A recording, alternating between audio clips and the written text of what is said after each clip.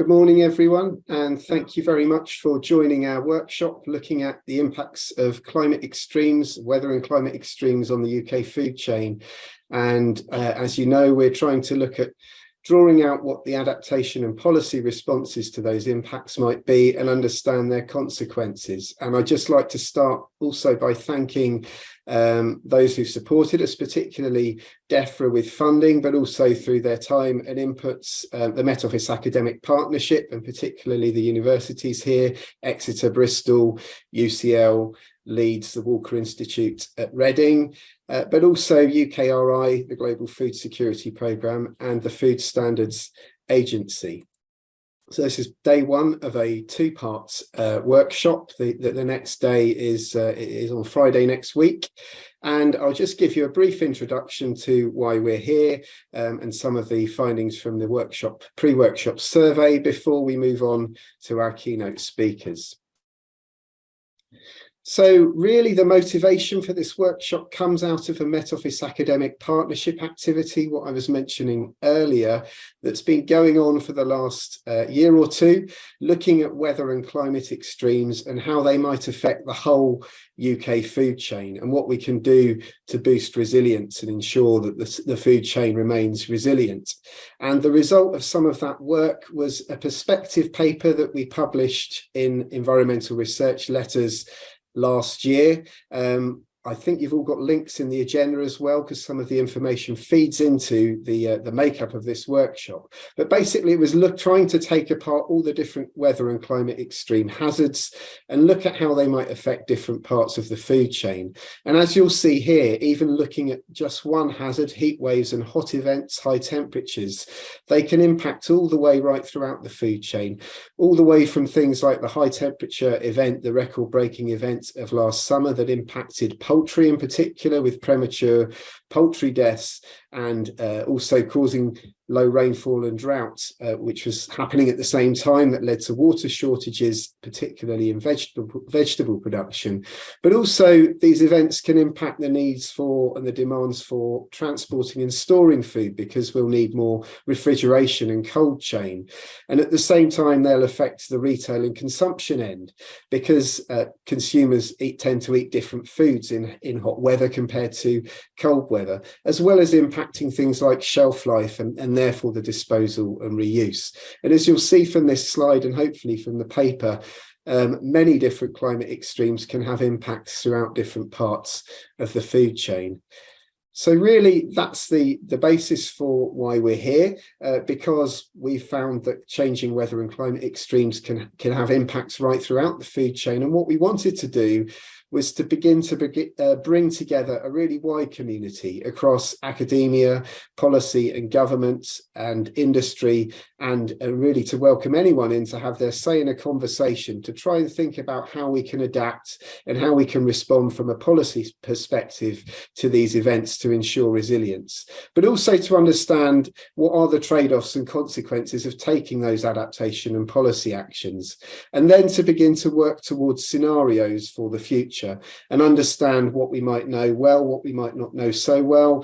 Can we begin to understand what are quick wins and where we might see major projects? And also use that to inform what the priorities might be moving forward for future funding, as well as supporting decision-making both in policy and industry. So just briefly, the pre-workshop survey that many of you filled in very kindly, and thank you for that. We've pulled out some results from that, and actually the numbers here today, I think a total sign-up somewhere around 288 each day, which is absolutely fantastic, and we got a really good response to the survey. As I mentioned earlier, I think we're really pleased that we've achieved the goal of a wide community, lots from government and policy, lots from a broad range of science and academia, as well as a good representation from industry and other sectors. And thankfully, you've told us you're here to do what we set out to, by and large, as well as wanting to learn more about the topic and networking. So I'm hoping we'll be able to get some of those things out of the workshop, and you'll be able to benefit in those ways. We also asked you how important you thought different weather and climate hazards were for different parts of the food chain. And this is just showing one example, looking at heat waves and high temperatures. And what we see, again, is what we suspected in the paper, that these extreme events can have impacts right throughout the food chain. But in some cases, they can have more marked impacts in different parts. So, for example, here, producing food and agriculture and so on are seen as particularly important. And also importantly, in some, there's a range that in some cases we feel we don't know what the impacts will be, or there's lower importance, which is really interesting to us. The findings were generally somewhat similar across the different weather hazards we asked you about, although transport was a particularly interesting one across the different weather hazards, if you like, because it was shown to have an elevated importance for things like cold events, wind and storms, storm surges, heavy rain and flooding, as well as the international dimensions. And we also asked you where you thought the priorities should be moving forward, framing things in the wording that's used in the UK's Climate Change Risk Assessment, or CCRA. And there's a strong emphasis here on the need for more policy or adaptation implementation in the near term, as well as research to fill the evidence gaps in the near term, as well as an interest in maintaining the current path of action and thinking much further ahead. So just to outline what we're going to be doing today, this is the introductory section, and I will be handing over shortly to our key speakers, who we're delighted to have with us.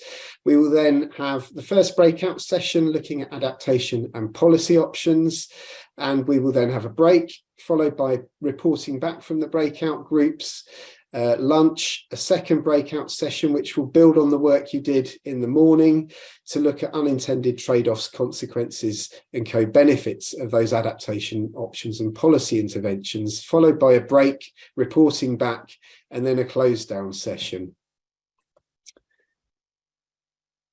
So just a reminder of the online event guidance. You should all have had this in the agenda, but just a reminder, this is meant to be a very interactive workshop, so please get involved. By and large, because of the large numbers on the call, try and use the chat where you can, and do raise your hands if you'd like to interact verbally and make a verbal intervention. We will also have a question and answer functionality that we'll be answering in the ending session, so please make use of that throughout, should you so wish to raise your questions and to vote on them.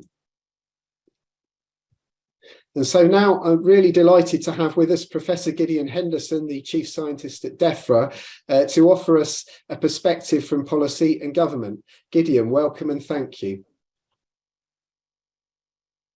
Thanks very much, Pete. You are, in the next 2 days, I think you and those on the call are facing up to two of the really biggest challenges that society faces: feeding a growing and more demanding population globally, and the challenges of climate change. So these are really important interlinked challenges. I'm really delighted to be here today to start what I think can be a really productive conversation in your 2-day meetings to face up to these challenges. I'll start from my comments by with the fact that domestically, some 58% of the food that we eat is grown here in the UK. And overall, the supply of food in our UK system is quite robust. We've seen that as we've transitioned out of the European Union, and we've seen it as well during the unexpected shock of COVID. And although some individual food products were missing for some time, overall the food supply system survived that shock rather robustly. But there is, of course, the big question about will that food supply remain robust into the future? It's a critical question for society and therefore government. And indeed, will the domestically grown portion of our food supply grow into the future or shrink? And obviously, UK growth would be the preferred option. So in terms of analysing this challenge domestically, the government does that through the CCRA, the Climate Change Risk Assessment that you've mentioned already, Pete. The third version of that was published almost exactly a year ago now, lists many risks, but I think it's worth actually reading out risk N6 from that list, which goes like this: risks to and opportunities from agricultural productivity from extreme events and changing climate conditions. including temperature change, water scarcity, wildfires, flooding, coastal erosion, wind, and saline intrusion.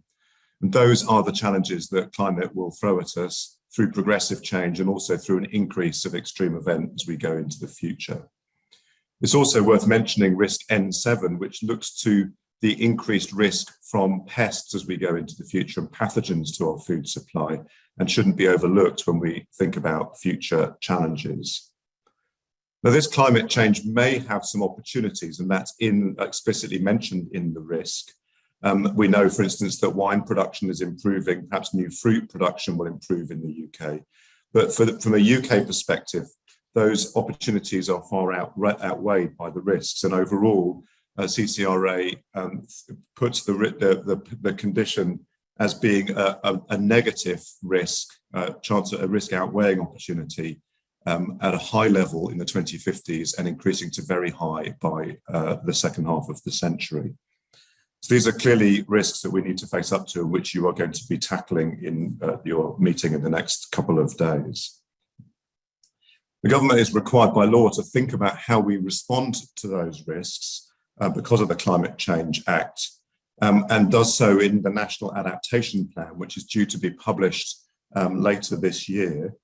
We're also already starting to think about commissioning the CCRA 4, the fourth version of that, to look again at the risk portfolio into the future. As you've mentioned, Pete, one of the areas that we recognise where there is a need is to do more research and to fill the evidence gaps that we have to allow us to adjust to the risks from climate change. And we've brought together, with that in mind, a new cross-government committee, the Climate Adaptation Research Innovation Board, CARIB. And this body, co-chaired by myself and Patrick Vallance, is seeking to do something a little similar to the Net Zero Research and Innovation Framework document, which is available publicly, published with the Net Zero Strategy last year, in laying out what the research needs are across all of the government's risks from the CCRA, so that we can work out how best to meet and fulfill those risks. We're also in the government funding innovation in this space more generally in the Farm Innovation Programme. In that programme is a couple of £100 million of spending in total for research and innovation. And it includes some explicit targeted research on climate change, climate adaptation, including a 12 million call recently on climate smart farming. So that's a UK perspective. And we might say that from a UK perspective, we're okay, we're robust, we've survived some big shocks, we know we're okay, and we're rich enough that even if our own farm sector was to struggle, we would be able to buy our food from elsewhere and maintain our robust supply. But that would be a naive argument to make for four reasons. First of all, if you look at the size of the UK food sector, agriculture and fish is £11.5 billion of our GVA each year and employs nearly 500,000 people. And if you include manufacturing, retail and catering in those sums, it rises to about 116 billion and 4.1 million people. That's 6% of UK GVA, and it's about 12% of the employment in the UK. Very significant numbers for the UK. So if agriculture in this country is impacted negatively by risks, by climate challenges, we might still be able to buy the food, but we would be crippling our aspect of our own economy and making ourselves poorer. On the flip side, if we succeed, then we're more able to feed the world and more able to get richer. The second reason why ignoring our own system is naive is the cost of our own food, which is impacted by our place in the global market. And we've seen that from the Ukraine challenge in the last year, where the price of wheat, vegetable oil and fertilizer in particular has pushed up so high that it's increased food costs in this country significantly and been a big contributor to the cost of living crisis that we're all experiencing at the moment. So we're in an international market. We cannot ignore the international food supply system and the food chain. Thirdly, we can't count on it. And countries and extremists are able to close down and shut their exports. We've seen examples of that during the Ukraine crisis, with countries deciding to not export wheat or rice to maintain their own supply. And fourthly, of course, and perhaps most importantly, it's just unethical to consider that while we're rich enough to buy food from elsewhere, the rest of the world might starve. We need to be thinking about the whole system here, the global system. And it's not just out of that ethical and moral demand, but also because if there is food supply issue anywhere in the world, it does have consequences for us, and perhaps through refugees and conflict. So although the UK is only one in every 115 people on the planet, we do have to think globally about food supply, and we have to be very aware of the international system. In November last year, we passed 8 billion people on the planet, and this year alone, global population has grown by a further 2 million just in the last couple of weeks. We're feeding ever more mouths in the world, and we're doing that in a world which is demanding a higher standard of living. And while we may not be increasing our red meat consumption, for instance, elsewhere in the world, those sorts of activities are actively happening. The adaptation challenges that I've talked about briefly in the UK are definitely present elsewhere in the world, and in many cases are more acute. Heat stress and aridity are causing increasing difficulties. As we have a growing population, we have less land area which is viable for agriculture, and we have a situation where our current approaches, our current geographies and our existing crops will be challenged. There are many ways that we can think about tackling that, and I'm sure you'll address those in the 2 days of your meeting, but I'll pick in particular on how science and innovation might help, and you might expect me to do that as a Chief Scientific Advisor.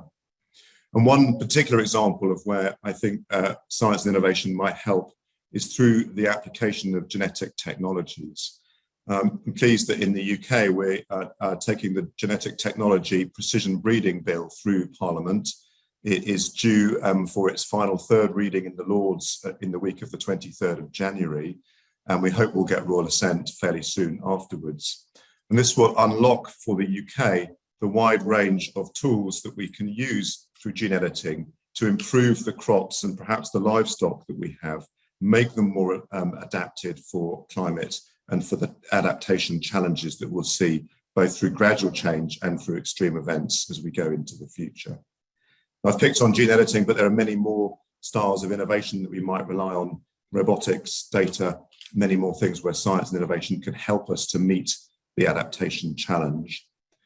And many of these have been brought together internationally in the AIM for Climate programme, the Agricultural Innovation Mission for Climate. If you look up AIM for Climate online, you can find more information about this. This international programme of innovation was announced at Glasgow COP year before last, with 22 countries, including the UK and the EU, signed up to commit between them more than $7 billion to propagating innovation in the agricultural sector internationally and helping us to face the challenges of climate. So climate adaptation is clearly a big challenge domestically and internationally, but it would be remiss of me to close without mentioning this in the context of climate change itself.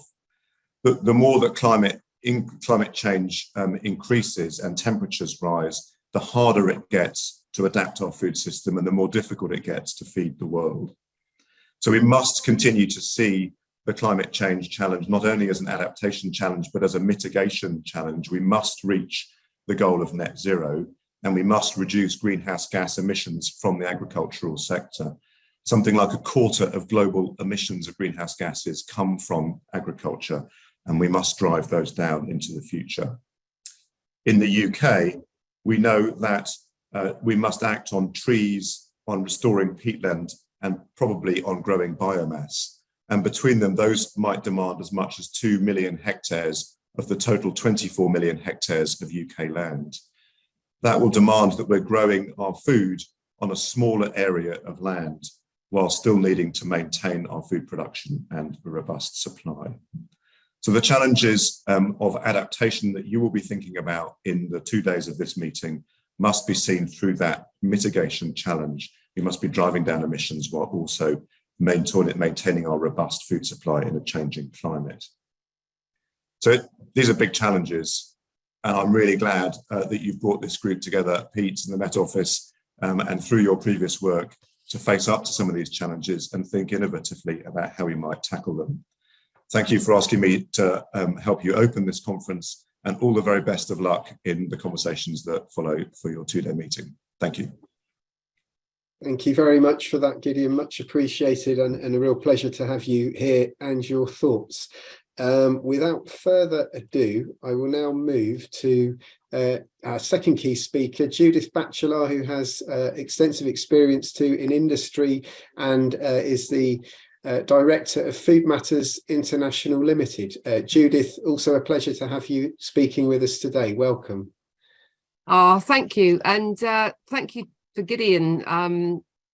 I agree with everything that you've just said. And I think it segues quite nicely into what I had planned to say around how we might approach some of those big challenges that you've just talked about, and how we transition from the world we are today in terms of food production into the world that we need to create in the future if we're to mitigate and adapt to the climate change crisis. So I originally thought I wasn't going to be able to be with you today, which was a real shame, but diaries changed and here I am. But I have done a pre-record, which I'll share now, or the team will share now, which I hope is helpful. But it comes from, I suppose, 40 years of working in agriculture, food and drink, from manufacturing to retailing, and thinking about, as a practitioner and someone who's working in the sector, what we need to be thinking about. And I hope you find that helpful in provoking some of the debate that will follow. I'm also looking forward to next Friday, when I will be joining you again to hear about how some of the workshops have gone. So without further ado, I think we've got a slideshow to come up. Thank you. Hello, my name is Judith Batchelar, and today it's my pleasure to talk to you about the impacts of weather and climate extremes on the UK food chain. I've got 10 minutes, so I'm going to keep it short and sweet, but I want to talk to you about some of the challenges, some examples, and what needs to change. So first of all, some of the challenges, the first of which is everyone's challenge, which is the curse of averages and making dangerous assumptions. And the second is biological systems that don't behave in a linear fashion. And in my old world of business, one of the key things that we would always talk about is basically linear relationships between sales and volume and price, or relationships between historic performance and future performance. And in fact, that's the third point, which is the need for foresight and our reliance on hindsight as a predictor of the future, which we know in the climate example is not a really good example to use. The fact that the climate crisis is a global issue and it doesn't have the usual geographic boundaries or the rules. Data standards and reporting, and indeed the lack of global governance around that reporting, and policy push and market pull, and working together on those things, because actually what's required is both push and pull. It's not either or. So on the curse of averages, I'm sharing here some data that was done by CHAP, AHDB and ADAS, and it's looking at minimum levels of emissions from a horticultural supply chain, so whether it's apples, pears or tomatoes, minimum levels, maximum levels, and then the averages, and then it gives each of those a degree of confidence in the benchmark. And as you can see, none of those have any green confidence levels, and secondly, there are some really big deviations from top to bottom. And that is a challenge, because as a business and as a sector, or as businesses and as a sector, we tend to work on typical values, and typical values in this case can lead you to some dangerous conclusions. On the biological systems point of view, I think a lot of the reducing crop yields, some of the risks around animal health and disease are well documented as a consequence of climate change and what that will mean in the UK and indeed the countries we import from. However, one of the things, and particular interest for me as a food technologist, is some of the issues around food safety, where a crop may not be destroyed or an animal may not be ill in the way that it would be a food safety risk and very obvious. But with things like mycotoxins and mycotoxigenic fungi, those are real worries, and a lot of challenges, a lot of food that ends up being destroyed currently for high levels of things like aflatoxins, and that combined with the fact that safe levels of aflatoxins vary from country to country around the world, so that itself isn't standardized. These present real risks from a food safety point of view. As well as the biological risks, there is the risk that comes from using hindsight, as I said, as a predictor for the future. This work's quite old now, probably 5 or 6 years, but it was done when I worked at Sainsbury's with G's Marketing, one of the biggest growers of salad crops, both here in the UK, but also in places like Spain and Senegal and Poland. And this work was with Microsoft, and it was looking at how to reduce food waste by better supply and demand modelling. But that food waste currently at the moment in primary production can be as high as 30%. So a 30% mismatch, mainly not because of climate and the things you would think about, but this disconnect between modelling supply and demand. So this was to try and create something that was more real time and something that could be helpful in reducing waste in that part of the chain. And as I say, the key thing here is that it relies on data, and don't get me wrong, this was a really big step forward. Historic data on what's happened. So I think it was probably 15 years of weather data and historic supply data, sales data and volume data to say what happens in similar circumstances. And it is a big step forward, but it won't be able to deal with the extreme weather events that we are now seeing. The other part that's important to me is the fact that we are part of a global food system, and roughly 50% of our calories are imported. And even for the food that is produced here in the UK, there is a heavy reliance on imported inputs, so things like carbon dioxide, for example. And we are part of that global food system where every location is a unique combination of geography, politics, climate, nature, and people. And so we need very tailored solutions. So one of the challenges is, how do we deal with the global challenge whilst understanding that the local solution would need to be very granular and very tailored? And again, this is somewhere where data comes in. We are making progress also on the governance around global reporting. So at COP26 last year, it was announced that the International Sustainability Standards Board, the ISSB, was going to be created from lots of other groups that have been working globally on this, which is brilliant news. And they are making great progress already. However, reporting is only as good as the data and the global data standards that will be required in order to create that level playing field. So again, a challenge how we do that, and I'll come to that again in a minute.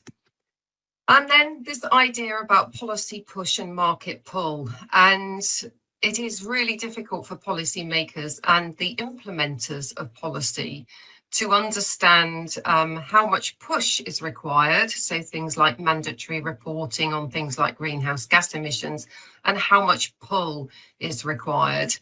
And I like to think of it in a way that says, if those stakeholders knew what we know as technical experts, as scientists, as people who have that data and evidence, then what would they expect us to do? And I think keeping that in mind is really helpful, because I often think policymakers underestimate the market pull, because when you ask citizens about things, they don't talk about the things they don't know about.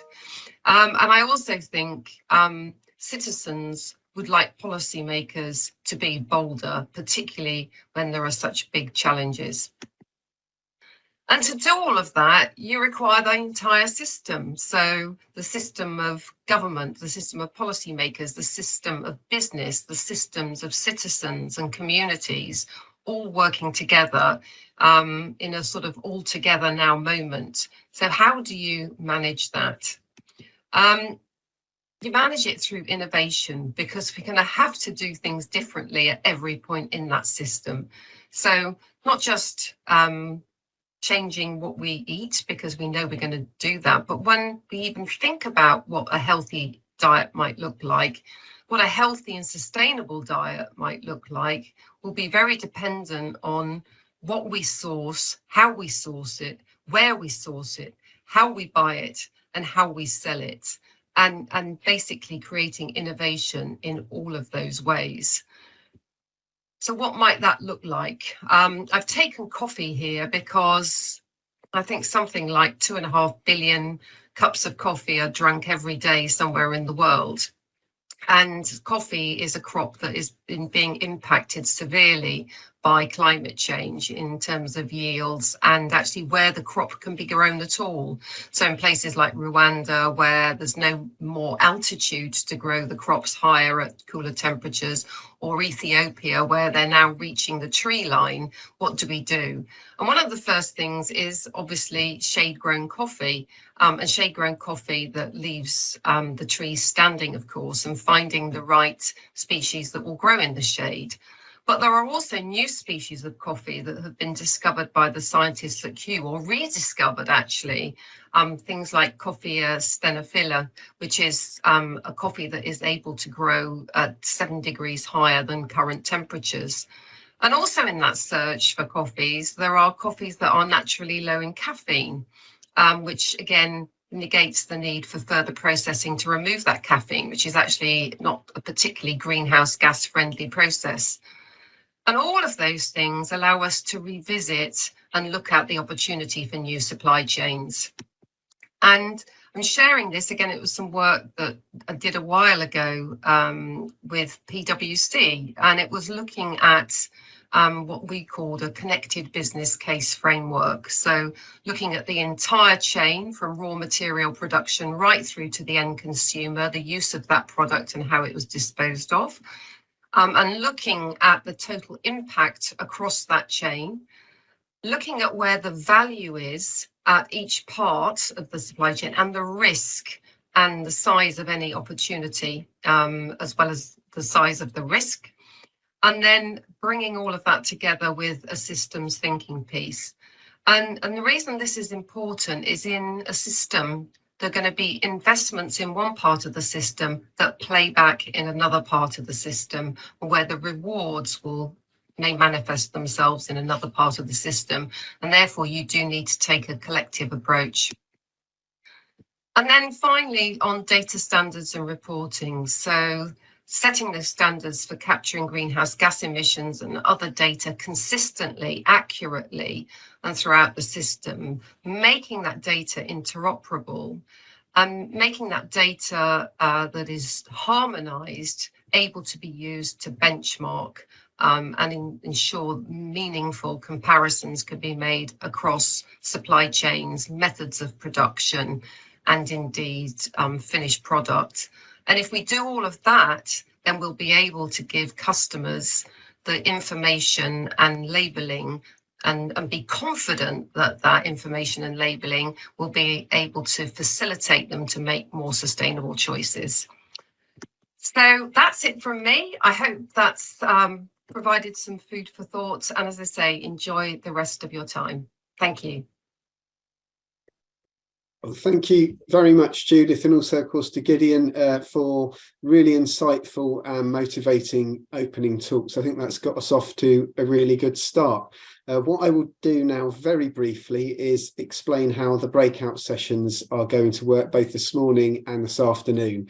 As I mentioned earlier, the basis for what we're doing really is what we pulled together in that perspective paper, and particularly the table, which I think is figure 1, but also the big table in the supplementary material that details out how various weather and climate hazards impact throughout the food chain. So those are direct impacts, and we haven't thought about the adaptation and policy consequences, which is what Breakout 1's about, or about the knock-on trade-off consequences and implications of taking those adaptation and policy options to ensure resilience, which is what the afternoon session's about.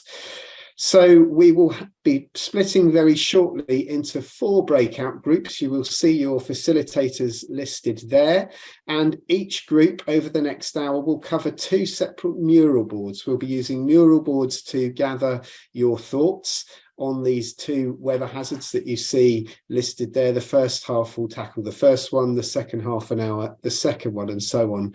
And what we'd like you to do is go on and put on post-its to represent the different things, as will be explained by the facilitators shortly. And there'll be a voting session at the end before we report back. And at the end of the first breakout session, we'll be moving into a short break.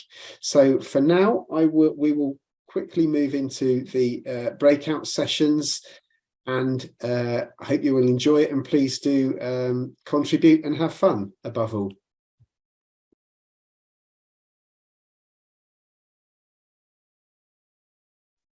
Okay, well, thank you very much, everyone. I think there's still activity going on our 2 boards, and I think things really got a bit of pace once people got used to what we were trying to do. Hope you've been having fun and having some stimulating discussions. We're now going to have a slightly less than 15-minute break. We'll be back at 11:45, 11:45. So please do get yourself a drink and have a little break, and we look forward to we'll be reporting back from the breakout groups in order 1, 2, 3, 4 shortly thereafter. So looking forward to hearing what you've all found. Thank you.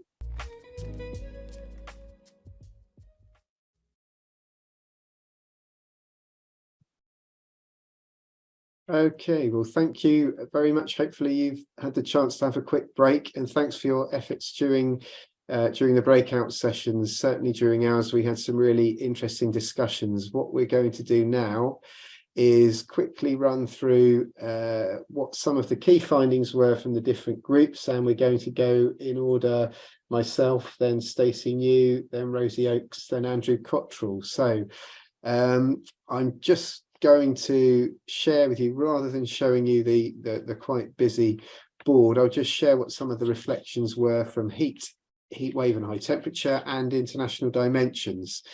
So heat wave and high temperature first. In terms of responding to heat stress and high temperature on grasslands, diverse swards was mentioned as an option. And in terms of animal heat stress, one of the most popular things was around natural shading using trees and hedgerows. There was lots more on the board, but those are just some of the things that dropped out. In terms of processing, the need for quite rapid supplier changes could lead to the need to anticipating future risks and understanding the risks and treatment of food that might be needed, but as well as effective communication down the chain in response to what was happening, and those supplier changes and the changing risks that would occur. Around transport of livestock in particular, this was there was quite a lot of information there. And support for less daytime movement, but also for air-conditioned or cooled livestock transports during heat waves. In storing, the better use of weather and climate information to help optimise cooling and transport systems in particular. In consumption, cost of living crises combined with things like heat waves might lead to challenges for people with food that's past its sell-by date and lead to contamination that we need to anticipate. In terms of disposal and reuse, there also a need to manage consumers' expectations of waste and to help them understand what the real significance, if you like, and the win-wins of reducing waste right across the food system was also mentioned. And finally, in wholesale and retail, the need to stress test supply chains in an organised way, but also the use of big data and the Internet of Things in supporting supply chains more broadly. So that's everything. I think I pulled out some of the key points on the heatwave board. Any of my co-facilitators, Ailsa or Katie, have I missed anything that you picked out particularly there? I think we're seeing a nod. So I will move on quickly to international. So some really interesting discussions there and really quite broad ones. In terms of producing, one of the ones that dropped out was around the impacts of particularly things like high temperature and drought events at the same time impacting major bread baskets that are important, I guess, not just to the UK, but also internationally and in terms of the market and market effects. And the need there to have greater crop diversity to maintain resilience, as well as policy from the UK side to support resilience. So can we actually be helping industry and encouraging industry to and thinking through our trade agreements, I guess, too, in terms of considering and supporting working with and importing from countries where resilience is considered in an organised way.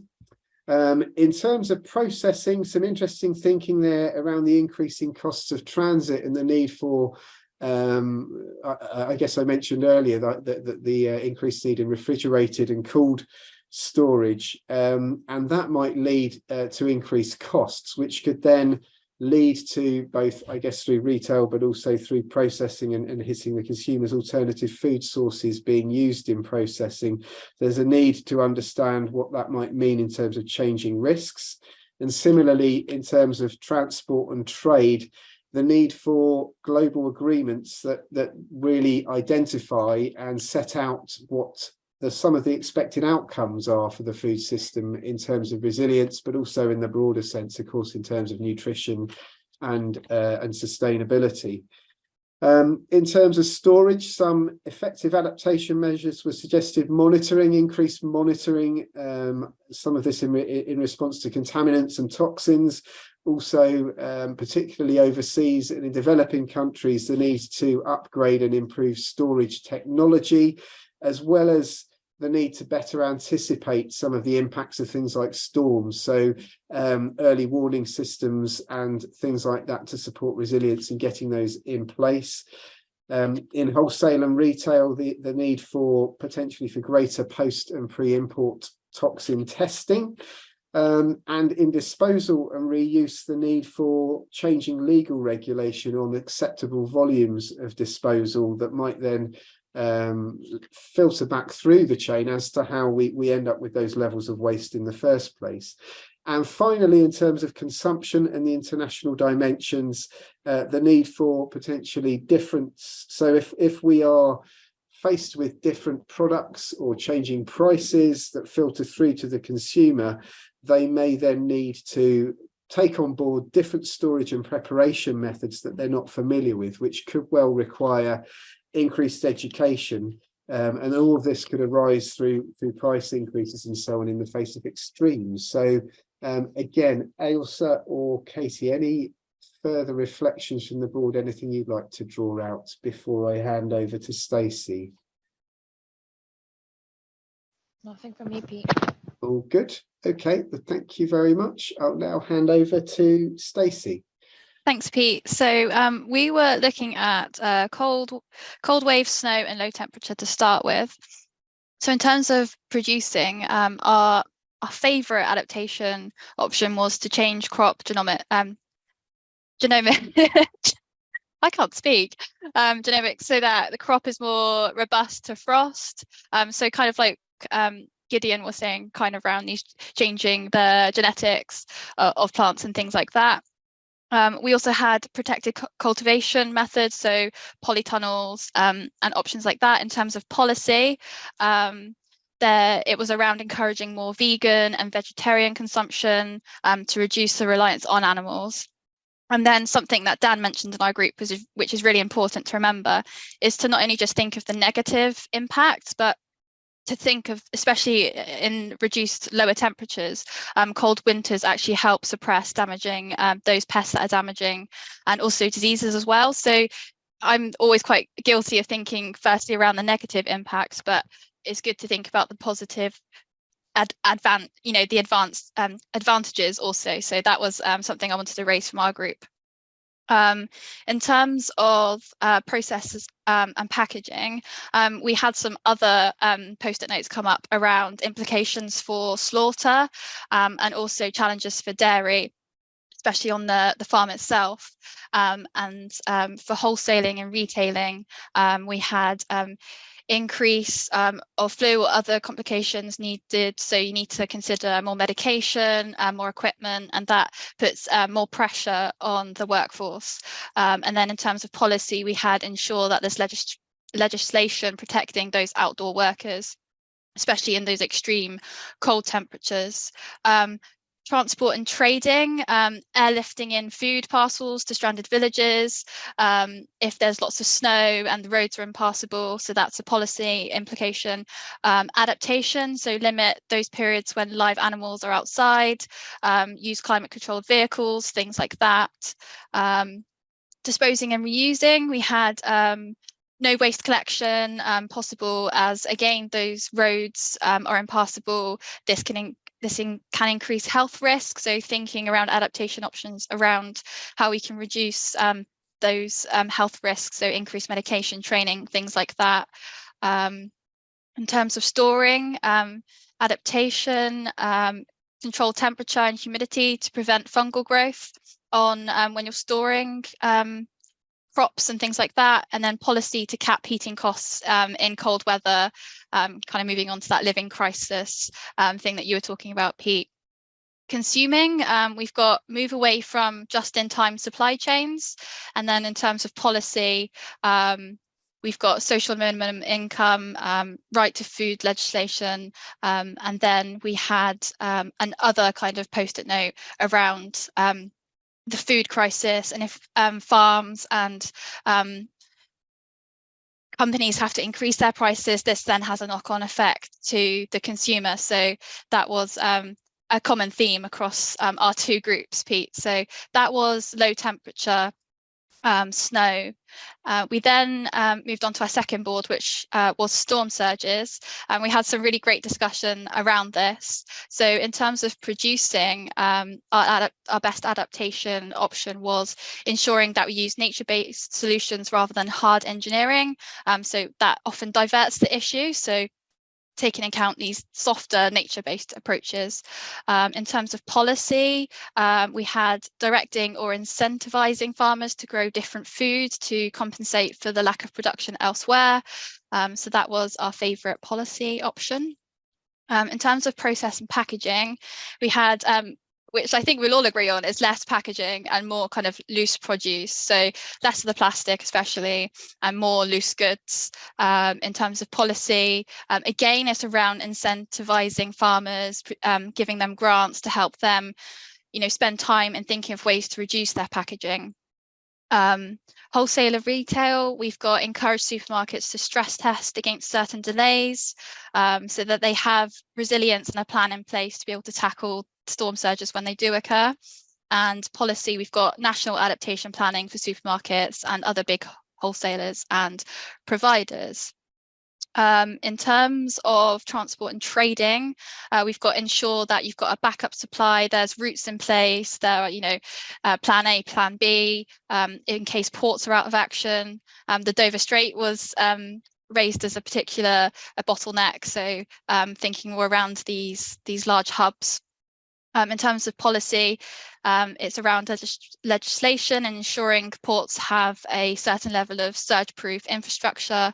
And then we had some other post-it notes which were quite important around thinking about live animals that were often left stranded. So we need to think about the sorry, welfare issues of animals, not just us humans. And then in terms of storing, we've got used raised storage facilities, and then policy, our favourite policy intervention was storing more long life foods to bridge those gaps in supply when we can't have those other ready to eat kind of foods available. And then lastly, in terms of consuming, we had to provide access to cooking water if weather affects the companies. So it's not just about food in this case, we're thinking more about water as well. And then having like local water supplies for both animals and humans as well, because storm surges can affect water supply. So that's a whistle-stop tour of our group. Freya or Riaz, is there anything I missed? Nothing to add. Great summary, Stacey. Sweet, thank you. Thanks, Pete. Fantastic, thank you very much. And really interesting to hear there were some overlaps with our board too. Yeah, I'm going to be absolutely fascinated reading through all of this stuff. So yeah, Rosie, would you like to give us a summary of your two boards, please? Thank you. Yeah, definitely. Thanks, Pete. And it's actually really interesting hearing the feedback from both you and Stacey, because there are some common themes that are coming through, such as nature-based solutions and reductions of waste. So that came up in our group as well. What we have done is, instead of going through everything on the board, we've kind of picked our top three on both of the boards. So the first hazards that we were talking about were drought and low rainfall. So one adaptation that we talked about on the production end of the scale was to adapt kind of drought tolerant crops, which has been mentioned as well from previous boards. And there would be a need for some policy to surround this, such as reviewing the genetic technology requirements, such as the Genetic Technology Precision Breeding Bill. Because although this is a really good adaptation, we can't maybe take this into action straight away. So that was kind of on the production end of the scale when we were thinking about drought and low rainfall, but it sounds like it applies as well to different hazards. And then kind of on the other end of the scale, when we're thinking about the consumers, we talked a lot about whether drought and low rainfall may impact the nutritional quality of the crops themselves. And so the first policy around that was that maybe there should be some more funding around research in this area to really understand how each individual crop would be affected by drought or heat and what that would do to the nutritional quality. And then another adaptation, kind of a bit further down, I suppose, is thinking about, can we supplement food? So some nutrients are already supplemented into food. For example, some milks can be fortified, like plant-based alternatives are fortified, or cereals. So we talked about, can we supplement food or diversify which food we eat? But again, there would need to be policy to support that in terms of reviewing the legislation on food supplementation at the moment, and maybe regulations around this. So that got a lot of thumbs up on our boards. So that was for our drought and low rainfall. And actually, we did have an interesting discussion around how the board was set up itself. So the board is set up definitely in terms of a like industrial food system, from producers all the way through to consumers. But we did have a discussion around whether we should be moving more towards kind of local scale farming. So food chains operating more on a local scale with the farmers. And so some of these issues that we talked about in the rest of the food chain may not be so important if we actually fundamentally change how the food system works. That was an orange Post-it note because it didn't fit in to our template, which is always good, I think. So then moving on to our second board, which focused on winds and storms. So a little bit different. We were really getting into the swing of it by then. So this board has a lot of information on it. I'll just turn my page to my notes. So again, we picked out our top ones. So in terms of adaptation, again, we really started with producing. I don't know if that's because it was the first box, or whether that is because we think the climate impacts will have the biggest impact in the producing. So we talked a lot about soil erosion and how this could be minimized by things like nature-based solutions, including no tillage and maybe agroforestry as well. Some kind of, can you plant trees or change your farming practices to stabilize the soil so that during wind or storm events, you don't get that soil erosion. And yeah, we had some good discussion around this, including some of the limitations around nature-based solutions, such as the soil type and stuff can impact which nature-based solutions you could put in place. And the policy that would go alongside this is some kind of reward for farmers for using the practices which preserve the soil during these high hazard events, because overall that would be better for the farming system.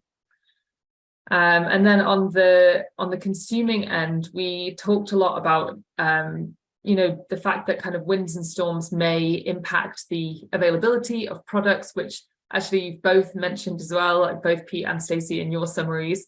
And we talked about how can you increase the resilience of communities or consumers. And we did have a discussion about, can we learn from UK islands and highlands and islands, those rural areas that already are not getting a delivery of stuff every single day. What policies do they have in place? Can we champion people in our own country who are already more resilient to climate hazards than potentially other people in the country? And we also talked about reducing waste connected with this. For example, if there's a storm event and the delivery doesn't come on time, you don't want everything to be past its sell-by date before it reaches the shelves. So can we relax rules around things like best before dates? And then finally, kind of linked to waste as well, it was under the disposing reusing category, we talked about the circular economy. So if there's a storm which damages crops on a farm, how can we prioritize those crops to be reused or repurposed so that it's not waste straight away, but that it's still useful in a different way? And we didn't sadly have enough time to really get into that. We had too many good things to talk about. So massive thank you to everybody in group 3 for their contributions. And yeah, I'll just ask Ros and Tom if there's anything else that they wanted to add. No, that's a perfect summary. Thanks so much, Rosie. Thanks, Pete. Back to you. Yeah, thank you very much. That's really interesting. And the local scale is something interesting because, of course, I guess some extremes are very different in nature. And, I guess rainfall and drought can be more widespread, and often very heavy rainfall events are somewhat more local too. But often the other side of this is that a lot of, particularly if we're talking about more local food systems, that local adaptation, of course, is what happens rather than it being a broad scale thing, and it can be quite specific and localized in its nature. The other part was really interesting, is about the community aspects. So I look forward to hearing more. Andrew, would you like to give us a reflection now on what you learned looking at high rainfall, flooding and the compound events? Thank you.